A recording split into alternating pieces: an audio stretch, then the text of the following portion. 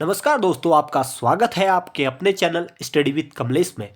देखिए दोस्तों, आज से हमारी एक और नई सीरीज चलने जा रही है कुछ यूनिक प्रश्नों को लेकर। ये प्रश्न आपके ग्रुप सी के एग्जाम जैसे कि यूके ट्रिपल एस सी के अधीन जो होते हैं और यूके पीएससी के अधीन जो आजकल हो रहे हैं उससे उनसे संबंधित है। और दोस्तों, मुख्य रूप से अभी हमने यूके पीएससी को टारगेट किया है, जो कि आपका फॉरेस्ट गार्ड और कनिष्क सहायक, इसके अलावा पटवारी लेखपाल, और इसके अलावा बात करें तो पुलिस कांस्टेबल के एग्जामों से संबंधित महत्वपूर्ण प्रश्न हैं। आज हमने इन प्रश्नों की संख्या 20 रखी है। तो दोस्तों, ये जो प्रश्न हमने आज रखे हैं इस सीरीज में, आज के सीरीज में जो है आपके जो सिलेबस में एक 40 नंबर का जो पार्ट है जीएस वाला, वहां से रखे हैं, यानी कि जीके के क्वेश्चन होंगे जिसमें स्ट्रेटेजिक जीके होगी। और दोस्तों, ये बहुत इंपॉर्टेंट प्रश्न है, कई बार पूछे गए हैं, इसलिए आप इसको विशेष रूप से वीडियो को पूरा वॉच कीजिएगा। हाँ दोस्तों, एक चीज़ आपसे कहना चाहूँगा, अगर आप चैनल पर नए हैं तो हमारे चैनल को सब्सक्राइब कीजिए और लाइक कीजिए, और हमारे बेहतरीन मोटिवेशन के लिए जो है, जिससे हम बेहतर काम कर पाए, उसके लिए आप अपने दोस्तों को वीडियो शेयर भी कीजिए। तो दोस्तों, शुरू करते हैं। पहला प्रश्न, अगर पहले प्रश्न की बात करूं, पहला प्रश्न है, सती प्रथा का अंत तथा ठगी प्रथा को समाप्त करने का श्रेय किसे जाता है। और दोस्तों, सती प्रथा की अगर मैं बात करूं या फिर ठगी प्रथा की बात करूं, सबसे पहले प्रयास मध्यकालीन भारतीय इतिहास में किया गया था अकबर के द्वारा, लेकिन वो बहुत अधिक सफल नहीं हो पाया। उसके बाद धीरे धीरे आधुनिक इतिहास की ओर जब भारत का इतिहास बढ़ा, यानी कि भारतीय परंपरा बढ़ी, तो उस समय राजा राम मोहन रॉय ने सबसे पहले जो है सती प्रथा के बारे में सोचा।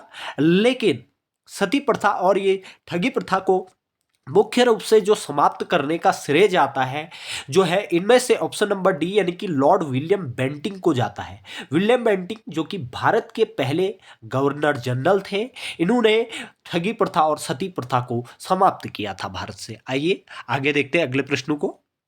प्रश्न नंबर 2 की अगर मैं बात करूं, देखिए दोस्तों, थोड़ा सा प्रश्न नंबर 2 में जरा ध्यान दीजिएगा। यहाँ पर फ्रांसिसु हो चुका है, लेकिन ये फ्रांसिसियो है, आप इसको याद रखेंगे, फ्रांसिसियो है, यानी कि फ्रांस की बात कर रहा है, फ्रांसिसियो। तो मैं बात कर रहा हूँ फ्रांसिसियो, आप समझ सकते हैं फ्रांसिसियो। तो आप इसको इस तरह पढ़ेंगे, निम्नलिखित में से किस युद्ध में फ्रांसिसियो, शिशु हो चुका है, दरअसल शिशु है, तो फ्रांसिसियो की निर्णायक हार हुई तथा अंग्रेजों की सर्वोच्चता स्थापित हुई। दोस्तों, अगर बात करूं फ्रांसीसियों की, तो फ्रांसीसी जो थे वो अंग्रेजों के बाद जो है भारत में प्रवेश करते हैं। हालांकि तो होता क्या है कि एक बार जो है कर्नाटक के मैदान में एक बार नहीं बल्कि इनके 3 बार निर्णायक युद्ध होता है। इसमें तीसरा युद्ध था, हालांकि आपको इसमें गलती से तृतीय कर्नाटक युद्ध नहीं कर देना है।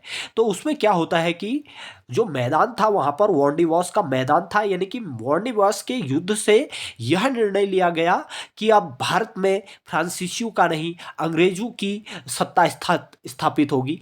सत्ता तो एक तरीके से आप अभी नहीं कहेंगे, क्योंकि ये लोग शुरुआत में व्यापार के लिए आए थे और फ्रांसीसियों का व्यापार बहुत अच्छा चल रहा था। बीच में अंग्रेज कूद गए और अंग्रेजों के बीच में और फ्रांसीसियों के बीच में निर्णायक युद्ध होता है, जो कि वार्निवॉस के मैदान में होता है। और वार्निवॉस के इस युद्ध को अंग्रेजी सेना जीत जाती है और वहां पर यह निर्णय लिया जाता है कि अब भारत में फ्रांसीसियों का नहीं बल्कि अंग्रेजों का दबदबा होगा, यानी कि व्यापारिक अधिकार अब अंग्रेजों को ही होंगे। और हुआ भी वही, और फ्रांसीसी लोगों का भारत से पतन हो गया और फ्रांसीसी लोग चले गए। यानी कि वार्निवॉस के युद्ध से और उधर पेरिस की संधि से यह निर्णय लिया गया कि अब अंग्रेज लोग यहाँ पर जो है व्यापार करेंगे। आइए दोस्तों, अगला प्रश्न, तो इसका उत्तर हो जाएगा ऑप्शन नंबर ए। अगला प्रश्न देखते हैं, प्रश्न नंबर 3। प्रश्न 3 है, भारत में समाचार पत्रों से प्रतिबंध हटाने का श्रेय किसे जाता है। तो दोस्तों, जो समाचार पत्रों की अगर मैं बात करूं, तो समाचार पत्रों में जो प्रतिबंध लगा था पहले, उस प्रतिबंध को हटाने का जो श्रेय जाता है वो जाता है चार्ल्स मैडकॉप को, और चार्ल्स मैडकॉप इसका सही उत्तर होगा, यानी कि ऑप्शन नंबर ए। आइए अगले प्रश्न को देखते हैं। प्रश्न नंबर 4 कुछ इस प्रकार है, देखते हैं। आइए प्रश्न नंबर 4 को, निम्नलिखित में से किस अधिनियम के द्वारा ईस्ट इंडिया कंपनी का भारत के साथ व्यापारिक एकाधिकार समाप्त किया गया कर दिया गया। और बात करें तो इस प्रश्न पूछ रहा है कि किस अधिनियम के द्वारा अंग्रेजों का यानी कि ईस्ट इंडिया कंपनी का भारत के साथ जो व्यापारिक एकाधिकार था उसको समाप्त कर दिया गया। तो उसको समाप्त कर दिया गया था ऑप्शन नंबर ए 1813 के चार्टर अधिनियम द्वारा। आइए दोस्तों आगे बात करते हैं प्रश्न नंबर 5 की। हो तो दोस्तों जो है प्रश्न नंबर 5 शायद ये अच्छे से टाइप नहीं हो पाया, इसको अभी हम स्किप करते हैं। अब हम अगले प्रश्न की ओर यानी कि प्रश्न नंबर 6 को देख लेते हैं। प्रश्न नंबर 5 को जो है हम कल की वीडियो में आपको बता देंगे। जो है प्रश्न नंबर 6 को आज देखते हैं। प्रश्न नंबर 6 है कि वायसरॉय को भारत में स्थानीय स्वशासन की स्थापना का श्रेय जाता है। तो स्थानीय स्वशासन की स्थापना का श्रेय जाता है लॉर्ड रिपन को। तो दोस्तों लॉर्ड रिपन ने स्थानीय स्वशासन की स्थापना भारत में की थी। आइए अगले प्रश्न की बात करते हैं। बहुत इंपॉर्टेंट प्रश्न आ रहा है अगला प्रश्न है असम के अहोम विद्रोह का नायक कौन था। तो दोस्तों अगर मैं बात करूं, असम में एक आंदोलन बहुत व्यापकता के साथ चल रहा था और इस आंदोलन का जो मुख्य नायक था वो नायक था गोमधर कुंवर। गोमधर कुंवर इसका मुख्य नायक था। इसका मतलब इसका उत्तर हो जाएगा ऑप्शन नंबर सी। दोस्तों इस प्रश्न को आप बहुत अच्छे से याद रखना, ये कई बार प्रश्न पूछा गया है। अगला प्रश्न है 8वां, बंकिम चंद्र चटर्जी के उपन्यास आनंद मठ में किस विद्रोह का उल्लेख है। तो दोस्तों आपको बताना है कि बंकिम चंद्र चटर्जी के उपन्यास आनंद मठ में एक जो विद्रोह था उसका उल्लेख है। तो वो कौन सा विद्रोह था। तो दोस्तों आपको बता दूं वो विद्रोह था सन्यासी विद्रोह। सन्यासी विद्रोह का जो उल्लेख है बंकिम चंद्र चटर्जी ने अपने उपन्यास आनंद मठ में बखूबी बहुत अच्छे तरीके से किया हुआ है। आइए अगला प्रश्न देखते हैं। प्रश्न नंबर 9। प्रश्न नंबर 9 बहुत इंपॉर्टेंट प्रश्न है, कई बार पूछा गया है दोस्तों। प्रश्न नंबर 9 है मित्र मेला संस्था के संस्थापक कौन थे।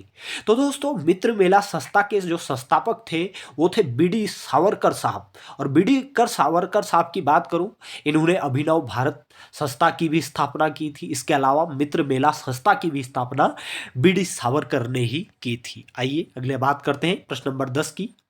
और अगर मैं प्रश्न नंबर 10 की बात करूं तो प्रश्न नंबर 10 है स्वदेशी एवं बहिष्कार आंदोलन का संबंध था।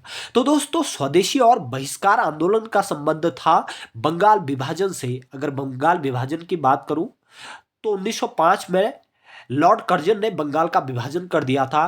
और बंगाल विभाजन का जो वो था उद्देश्य था उसका मतलब हिंदू मुस्लिम विद्रोह था।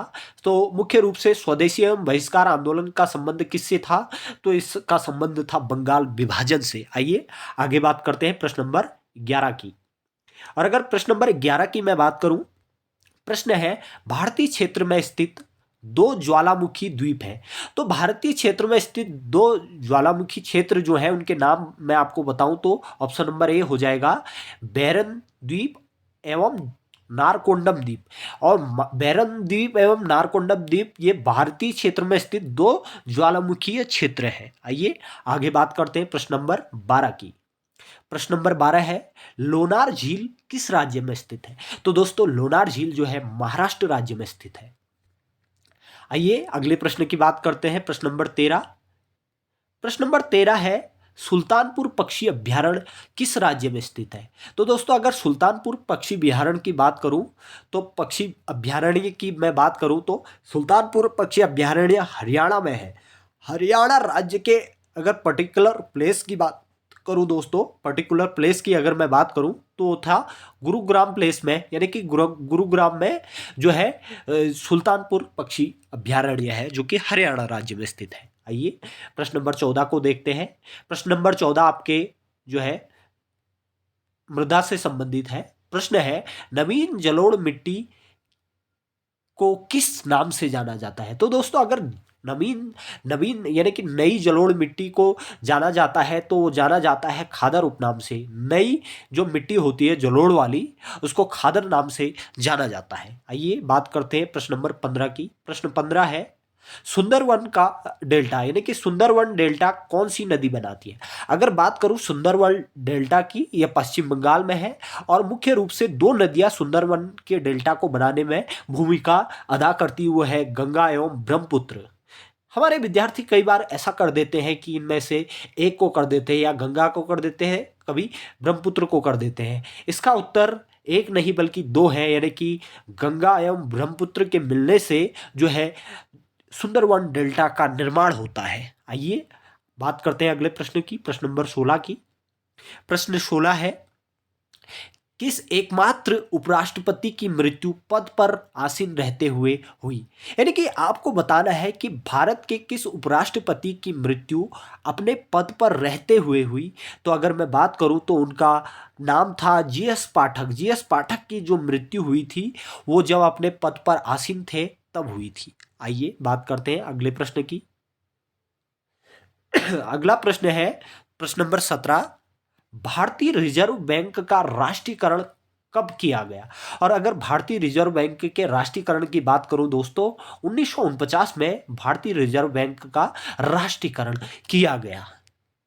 आप मुख्य रूप से इस प्रश्न को याद रखेंगे क्योंकि कई बार पूछा गया है। प्रश्न नंबर 18, प्रश्न नंबर 18 है, आर्थिक विकास की दृष्टि से भारत है। अगर आर्थिक विकास की दृष्टि से अगर देखा जाएगा तो अभी भी भारत विकासशील देशों के श्रेणी में खड़ा है, यानी कि विकासशील राष्ट्र के नाम से जाना जाता है, यानी कि विकासशील राष्ट्र है अभी तक। आइए प्रश्न नंबर 19 को देखते हैं।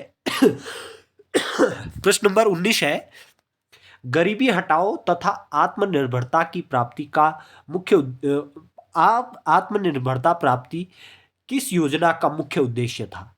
तो मैं आपको बता देता हूं दोस्तों, गरीबी हटाओ आत्मनिर्भरता की प्राप्ति यह उद्देश्य था मुख्य रूप से चौथी पंचवर्षीय योजना का, जो कि आप देख सकते हैं ऑप्शन नंबर बी, चौथी पंचवर्षीय योजना।